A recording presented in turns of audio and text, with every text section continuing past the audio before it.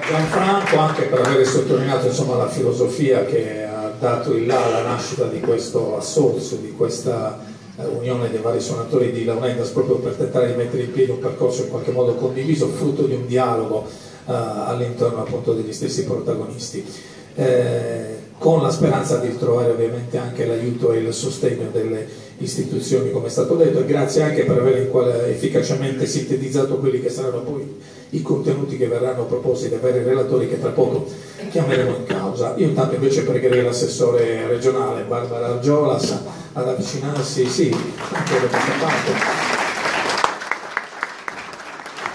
Grazie ancora molto intanto per essere intervenuta, credo sottolineando una sensibilità che non è da oggi su queste tematiche, sull'importanza di questo straordinario patrimonio culturale sardo, l'importanza che può rivestire proprio in una prospettiva anche di sviluppo legato anche a un turismo sostenibile, a un turismo culturale. Prego. Tanto grazie, buonasera a tutti. Un ringraziamento personale da prima per avermi invitato, accettato in modo non formale proprio per la passione che mi lega a questo strumento, a quelle che sono tutte le nostre arti popolari. Mi chiedevo che cosa avrei potuto dire oggi per iniziare i lavori di questa giornata e mi è venuta l'idea proprio stamattina, perché abbiamo finito a ora di pranzo 2 giorni importanti con tutti i direttori dei musei archeologici del Mediterraneo, dall'Ermitage, Alicante, i musei tedeschi di Berlino, il Bardo di Tunisi, e stamattina li ho accompagnati, dopo sull'Oraggio di Berumini, li ho accompagnati all'archeologico. Si sono fermati sui nostri bronzetti, uno dei quali suonava proprio le Launetas. E allora la riflessione è precisa, è puntuale, è il patrimonio culturale materiale e immateriale che si innestano, che fanno parte della nostra storia, che rappresentano, badate bene, quello che è il nostro unicum. È vero, l'ambiente, il mare, le spiagge, ma queste le troviamo anche da tante altre parti, belle come le nostre, a tratti anche più belle forse in altre parti del mondo. E allora qual è la nostra specialità? È una specialità culturale. E oggi vedere in questa sala tanti giovani, devo dire la verità, mi ha stupito moltissimo. Significa che abbiamo ancora una volta la capacità di trasferire conoscenza, di trasferire cultura, di riuscire ad andare avanti nei millenni e mantenere e preservare con la stessa originalità ma anche autenticità, perché oggi quando si parla di Launetas c'è anche chi fa sperimentazione e quindi insomma significa che l'arte è viva, che cresce, che si confronta, tenendo quella che poi è la nostra matrice più importante.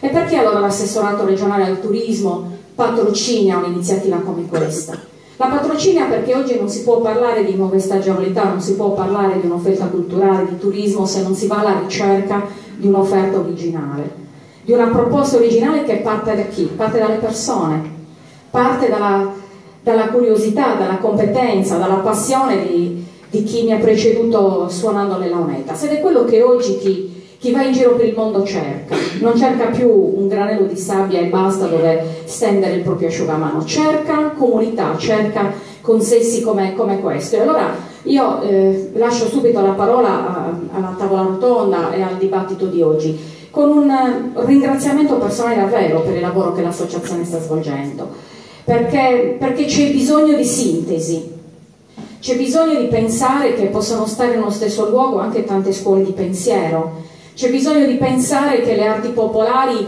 non sono in competizione, c'è bisogno di pensare che non sempre si è primi in tutte le arti, ci sono territori che hanno una specificità più forte, altri che ne hanno un'altra. Penso, adesso non voglio suscitare dibattiti esagerati, penso al canto a tenore piuttosto che il canto a concordo, piuttosto che le Launetas, il canto a chitarra, e tutte le cose che noi ben sappiamo. Stare insieme non è facile. Perché non è facile? L'avremmo fatto tanti anni fa, siamo l'Italia dei comuni, non si capisce perché noi dovremmo riuscire a fare una sintesi velocissima.